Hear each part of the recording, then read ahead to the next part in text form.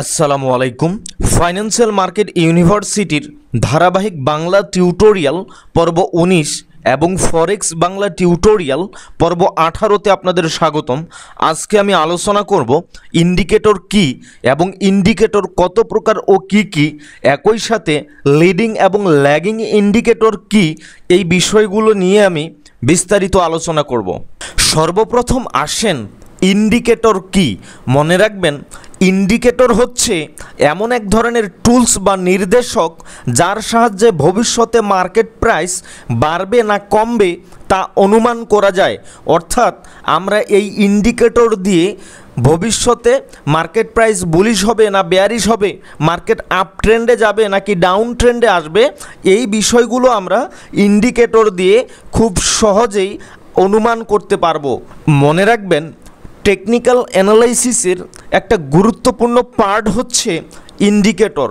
আমরা যারা technical analysis করি তাদের জন্য ইন্ডিকেটর অনেক গুরুত্বপূর্ণ একটা বিষয়। তো মনে রাখবেন, আমরা যে কনসেপ্ট বা ফর্মুলাগুলো দিয়ে টেকনিক্যাল অ্যানালাইসিস করি, এইগুলো দিয়ে ম্যানুয়ালি আমরা যদি হিসেব করতে চাই তাহলে আমাদের অনেক সময় লাগবে এবং কখনো কখনো আমাদের ভুল হওয়ার সম্ভাবনা থেকে যায়।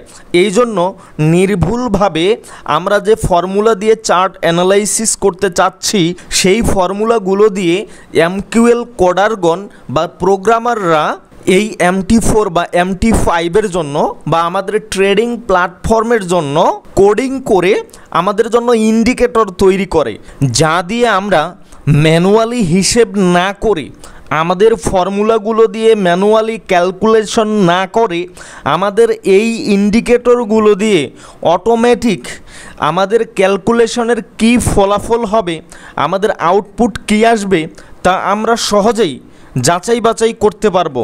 এই ক্যালকুলেশন বা আমাদের ফর্মুলাগুলোর ফলাফল কি হবে তা আমরা এই ইন্ডিকেটরগুলোর মাধ্যমে নিমিষেই অটোমেটিকলি যাচাই বাছাই করতে পারবো।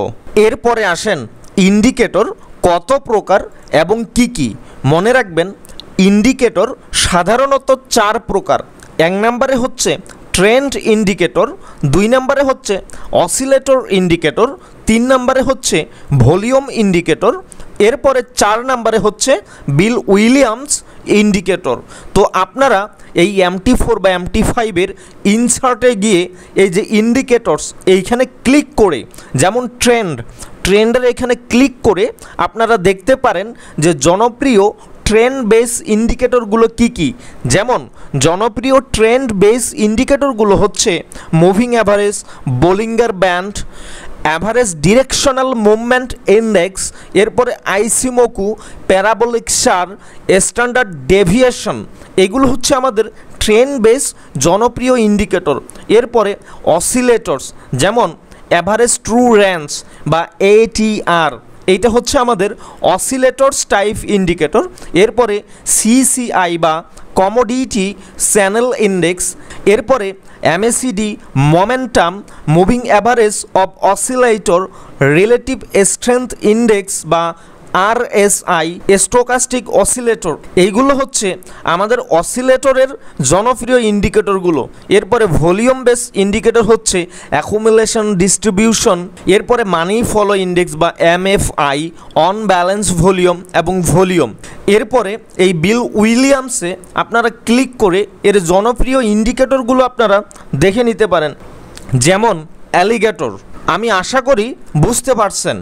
এরপরে মনে রাখবেন, কাজের ধরন অনুযায়ী ইন্ডিকেটর 2 প্রকার। একটা হচ্ছে লিডিং ইন্ডিকেটর, আরেকটি হচ্ছে ল্যাগিং ইন্ডিকেটর। তো লিডিং ইন্ডিকেটর কাকে বলে? মনে রাখবেন, যে সকল ইন্ডিকেটর মার্কেটের ফরকাস্ট প্রোভাইড করে, অর্থাৎ মার্কেট ভবিষ্যতে বুলিশ হবে নাকি বেয়ারিশ হবে, ট্রেন্ড আপ ট্রেন্ডে যাবে নাকি ডাউন ট্রেন্ডে যাবে, যে ইন্ডিকেটর ভবিষ্যৎ মার্কেটের সিগন্যাল প্রোভাইড করে তাকে লিডিং ইন্ডিকেটর বলে। অর্থাৎ লিডিং ইন্ডিকেটর মার্কেট ভবিষ্যতে কোন দিকে যেতে পারে, মার্কেট আপ ট্রেন্ডে যাবে নাকি ডাউন ট্রেন্ডে যাবে, তা আমাদের আগে থেকেই সিগন্যাল প্রোভাইড করে। অর্থাৎ যে সকল ইন্ডিকেটর মার্কেট মুভমেন্ট হওয়ার আগেই মার্কেট কোন দিকে যেতে পারে তার সিগন্যাল প্রোভাইড করে, ওই সকল ইন্ডিকেটরকে বলা হয় লিডিং ইন্ডিকেটর। আমাদের জনপ্রিয় লিডিং ইন্ডিকেটরগুলো হচ্ছে CCI, RSI, stochastic oscillator, ফিবো, pivot point, এরপরে ভলিউম। এখন সে ধরেন আরএসআইকে কেন একটি লিডিং ইন্ডিকেটর বলা হচ্ছে, যে কিভাবে একটি লিডিং ইন্ডিকেটর আমাদের মার্কেট প্রাইস পূর্বেই ফোরকাস্ট করে, পূর্বাভাস দেয় যে এখন মার্কেট প্রাইস বুলিশ বা বেয়ারিশ হবে, এইটা আমরা কিভাবে একটি লিডিং ইন্ডিকেটর দিয়ে বুঝতে পারি। সে ধরেন আরএসআই হচ্ছে আমাদের একটা লিডিং ইন্ডিকেটর। তো যখন দেখা যায় আরএসআই আমাদের 30-তে থাকে, তখন আমরা ধরে নেই যে হ্যাঁ মার্কেট প্রাইস এখন ওভারসোল্ড, এইখান থেকে কি হবে, এখন মার্কেট প্রাইস বুলিশ হবে বা আপ ট্রেন্ডে যাবে। তো আরএসআই যখন 30-তে আসে তো এখানে কি সিগন্যাল দেয়, মার্কেট বুলিশ হওয়ার সিগন্যাল দেয়। কারণ মার্কেট যখন ওভারসোল্ড হয় তখন তার নেক্সট টার্গেট থাকে ওভারবট। তো আবার দেখা যাচ্ছে মার্কেট প্রাইস যখন আমাদের ওভারবট হয় তখন সেইখানে আরএসআই আমাদের কি সিগন্যাল দেয়, সেইখানে আমাদের সেল সিগন্যাল দেয়। তার মানে আমরা ধরে নেই মার্কেট প্রাইস এখন বেয়ারিশ বা ডাউন ট্রেন্ডে আসবে। তো দেখেন মার্কেট প্রাইস মুভ হওয়ার আগেই আমাদের আরএসআই সিগন্যাল দিচ্ছে নেক্সটে মার্কেট কোন দিকে যেতে পারে, তার সিগন্যালটা আমরা পাইতেছি। সুতরাং এইটা হচ্ছে একটা লিডিং ইন্ডিকেটর। এরপরে আসেন ল্যাগিং ইন্ডিকেটর কি। মনে রাখবেন ল্যাগিং ইন্ডিকেটর হচ্ছে মার্কেট মুভমেন্ট হওয়ার পরে যে সিগন্যাল প্রোভাইড করে তাকে ল্যাগিং ইন্ডিকেটর বলে। সে ধরেন একটা ডাউন ট্রেন্ড আপ ট্রেন্ডে রিভার্স করছে, এই ট্রেন্ডটি রিভার্স করার পর যদি কোনো ইন্ডিকেটর আমাদের সিগন্যাল দেয় যে হ্যাঁ এই ডাউন ট্রেন্ড আপ ট্রেন্ডে রিভার্স করছে, তাহলে ওই ইন্ডিকেটরটাকে বলা হচ্ছে ল্যাগিং ইন্ডিকেটর।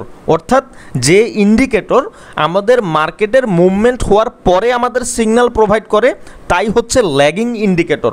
আর লিডিং ইন্ডিকেটর কি, সে ধরেন একটা ডাউন ট্রেন্ড আপ ট্রেন্ডে রিভার্স হইতে পারে, এই যে ডাউন ট্রেন্ডটি আপ ট্রেন্ডে রিভার্স হইতে পারে, এখনও রিভার্স হয়নি, এই আগে থেকেই যে সিগন্যাল প্রোভাইড করে তাই হচ্ছে লিডিং ইন্ডিকেটর। তাহলে ল্যাগিং এবং লিডিং ইন্ডিকেটরের মধ্যে পার্থক্য হচ্ছে লিডিং ইন্ডিকেটর আমাদেরকে ফাস্ট সিগন্যাল প্রোভাইড করে, আর ল্যাগিং ইন্ডিকেটর আমাদেরকে অনেক দেরিতে সিগন্যাল প্রোভাইড করে। তো এইখানে মনে রাখবেন আমাদের জনপ্রিয় ল্যাগিং ইন্ডিকেটরগুলো হচ্ছে মুভিং অ্যাভারেজ বা এমএ, প্যারাবোলিক সার, এমএসিডি, অ্যাডিএক্স, অ্যালিগেটর, এইগুলো হচ্ছে আমাদের ল্যাগিং ইন্ডিকেটর। এরপরে সে ধরেন আমরা মুভিং অ্যাভারেজকে কেন ল্যাগিং ইন্ডিকেটর বলতেছি।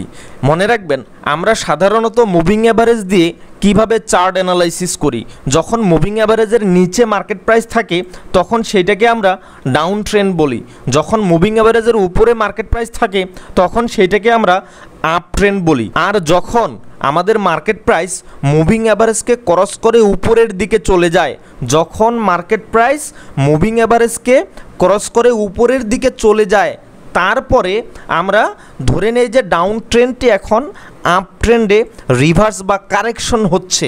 তাহলে আমরা কখন ধরে নেই যে ট্রেন্ড চেঞ্জ হচ্ছে, যখন মুভিং অ্যাভারেজকে ক্রস করে। তাহলে মার্কেট প্রাইস মুভিং অ্যাভারেজকে ক্রস করার পরে আমরা সিগন্যাল পাচ্ছি যে ট্রেন্ড চেঞ্জ হচ্ছে। এইখানে মুভিং অ্যাভারেজ ক্রস করার আগেই আমরা কি মুভিং অ্যাভারেজ দিয়ে অনুমান করতে পারি যে ট্রেন্ড এইখানে চেঞ্জ হইতে পারে? অবশ্যই না।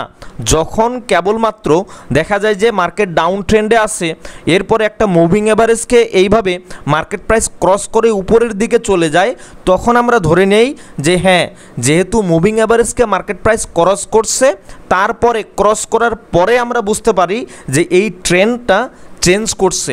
আবারও দেখা যায় একটা আপ ট্রেন্ড যখন এই মুভিং অ্যাভারেজকে ক্রস করে ব্রেক করে নিচের দিকে আসে, তখন আমরা বুঝি যে একটা আপ ট্রেন্ড ডাউন ট্রেন্ডে রিভার্স করছে। তাহলে বুঝতে পারতেছেন যে মুভিং অ্যাভারেজ দিয়ে মার্কেট ভবিষ্যতে কি হইতে পারে এই সিগন্যালটা আমরা পাই না, মার্কেট কি হয়ে গেছে এই সিগন্যালটা আমরা পাচ্ছি। সুতরাং এই মুভিং অ্যাভারেজ হচ্ছে আমাদের একটা ল্যাগিং ইন্ডিকেটর। আশা করি বুঝতে পারছেন। এইখানে একটা বিষয় মনে রাখবেন, যেহেতু লিডিং ইন্ডিকেটর মার্কেট মুভমেন্ট হওয়ার আগেই মার্কেটের ফরকাস্ট করে থাকে মার্কেট আপ ট্রেন্ডে যাবে নাকি ডাউন ট্রেন্ডে যাবে। সো এই ক্ষেত্রে লিডিং ইন্ডিকেটরের এই যে মার্কেট মুভমেন্ট হওয়ার আগেই যে সিগন্যাল প্রোভাইড করে থাকে, এইটা আপনাকে আরও অন্যান্য ট্রেডিং টুলস বা আপনার স্ট্র্যাটেজি দিয়ে ভালোভাবে যাচাই বাছাই করতে হবে। কেননা এই লিডিং ইন্ডিকেটর মার্কেট মুভমেন্ট হওয়ার আগেই অনেক আর্লি আপনি সিগন্যাল পাবেন। সো এই সিগন্যালগুলোর ভুল সিগন্যাল বা ফেক সিগন্যাল আসার সম্ভাবনা তুলনামূলকভাবে বেশি হয়ে থাকে।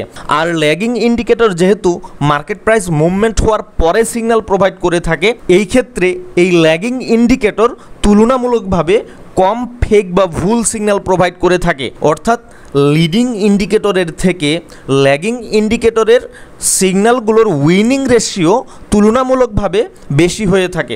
আশা করি বুঝতে পারছেন যে ল্যাগিং এবং লিডিং ইন্ডিকেটর কি এবং ল্যাগিং এবং লিডিং ইন্ডিকেটরগুলো কি কি, এরপরে ইন্ডিকেটর কাকে বলে এবং ইন্ডিকেটরের প্রকারভেদ কি কি, এই বিষয়গুলো আশা করি আপনারা বুঝতে পারছেন। এরপরেও যদি না বুঝেন অবশ্যই কমেন্টস করবেন অথবা আমাদের সাথে যোগাযোগ করবেন। তো আজকের টিউটোরিয়ালটি আর দীর্ঘায়িত করতেছি না, আমাদের পরবর্তী লেকচার ভিডিও টিউটোরিয়ালগুলো দেখার আমন্ত্রণ জানিয়ে আজকের টিউটোরিয়ালটি এখানেই সমাপ্ত করতেছি। সবাই ভালো থাকবেন, সুস্থ থাকবেন, আল্লাহ হাফেজ।